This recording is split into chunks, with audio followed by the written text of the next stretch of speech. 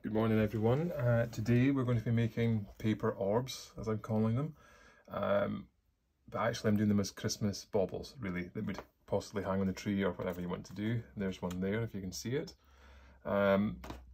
It's an idea I saw on Pinterest and basically plagiarised it, as you do.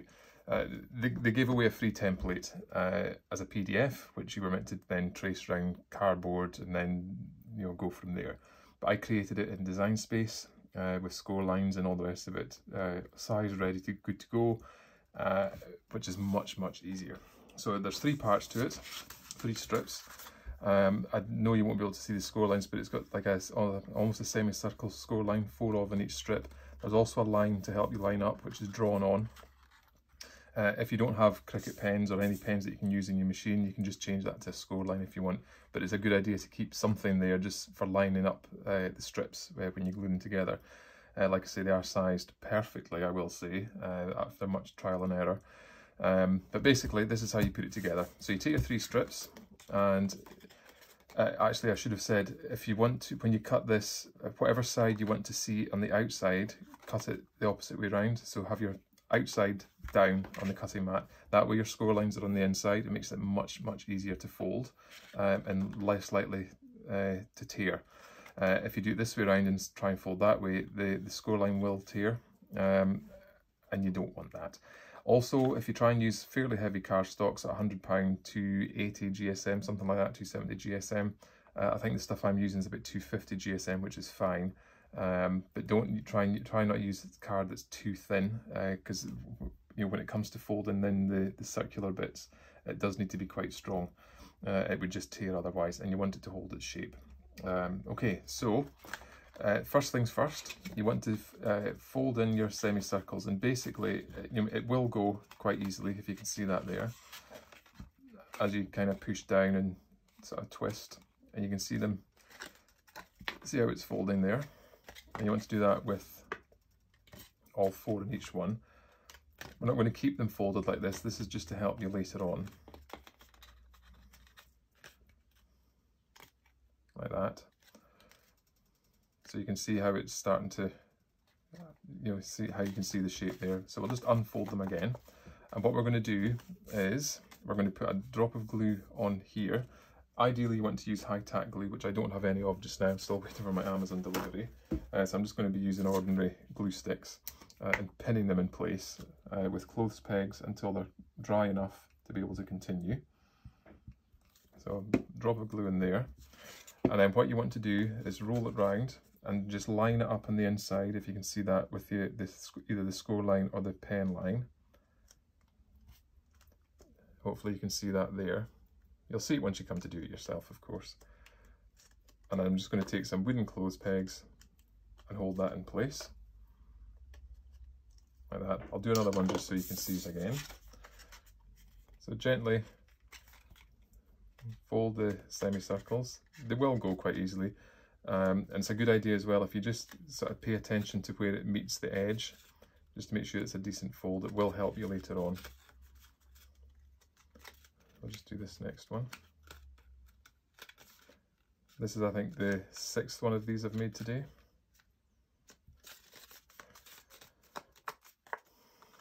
And again, we'll just glue this one here and hold it in place with the clothes pegs. So exactly the same.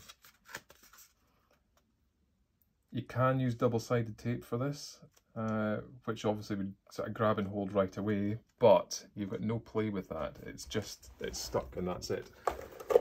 So I'll get another couple of clothes pegs. You're not going to be able to peel that off again, so that's why I prefer glue, but I do prefer high-tack glue for something like this, something that grips really quickly.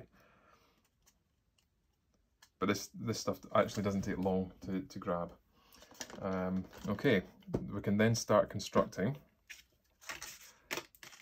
So I've actually already got some ready that are already dry to put together. So there's 2 of my circles, and what I'm going to do is pop one inside the other. So if you can see that there, one inside the other, and try and get it so that your joins are kind of lined up as a cross, if you can see that there. And that just sits there like that. You then take your next strip, which I've got here, which isn't glued yet, So you only glue 2 strips, leave the third one. And what you have to do is loop it in that side, if you can see that there. And then roll it round and loop it in the other side. Now this is a little fiddly, and this is why you want to be using sort of fairly heavy cardstock, because it's so fiddly. And if you use anything too thin, it will just tear. And we're going to glue the tab. I'm not being shy with my glue here, I'm just using as much as I think I might need, just so it does hold properly. And then just stretch it round, lining it up as you go. I'll just hold that there, and I'm going to hold that with a peg. Same with the other side, just make sure it's still lined up, which it's not. And then hold that one in place as well.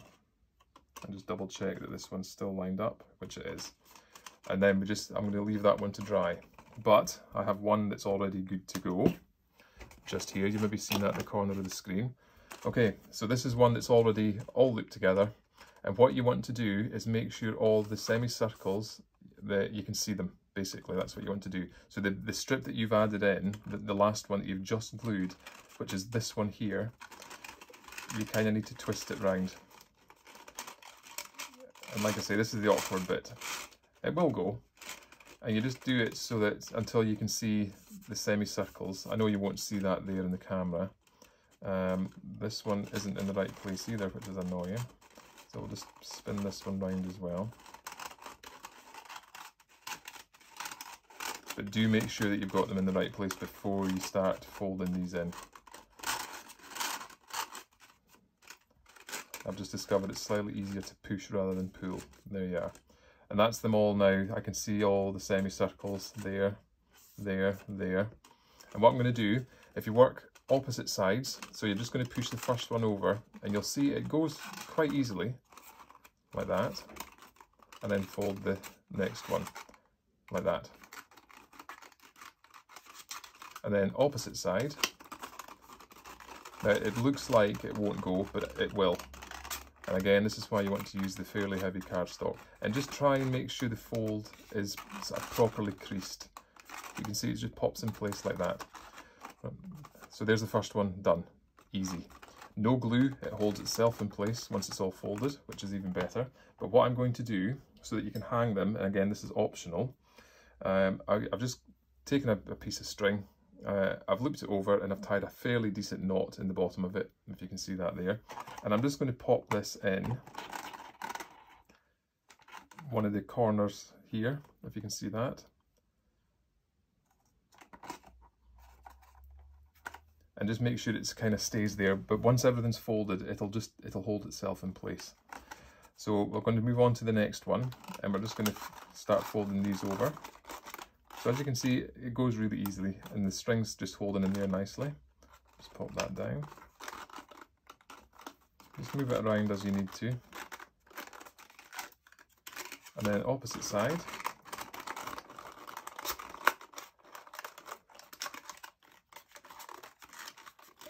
And as you fold it, you'll see it starts to try and line itself up anyway. Just make sure my string's still in place, which it is. That's great.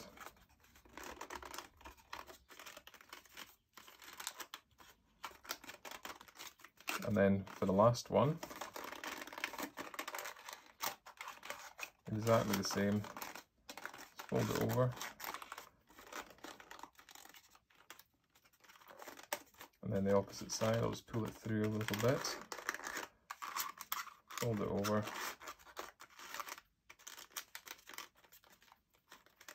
And then just go around and just kind of pinch the corners there. Gently, of course, just to make sure they're properly folded. But you'll see, hopefully, that everything's kind of just folded into place, and that's it. It will hang quite nicely. Here's some I made earlier, of course.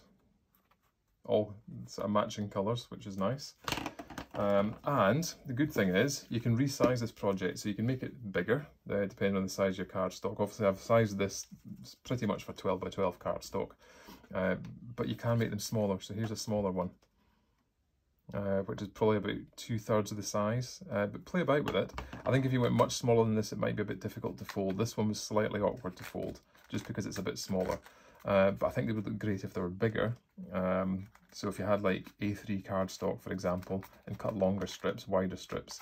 But like I say, just if you want to resize it, just select all and make sure it's locked, and then just make it bigger. There are only 3 strips, dead easy, and it will all just work. So that's paper orbs as Christmas ones, but you can do them in any style you wanted. Obviously I've done these for hanging, like I say, but if you didn't put the string in them, they would just maybe sit in a bowl, something like that, but I think they're pretty awesome. You could, if you wanted, ink the edges, which might be quite nice. I may do one with inked edges, I'm not sure, but I kind of like this one's without the ink, but personal preference. That's it. As well, I was thinking, if you didn't want to put the string this way, and actually I like them with the string that way, that's how you see them hanging. You could put a hole in the top and put the string that way, but I don't think it looks quite as nice when it's hanging that way. But anyway, again, personal preference. I like them that way. You can kind of see it's more like a sphere shape when it hangs that way. But there you are. Enjoy.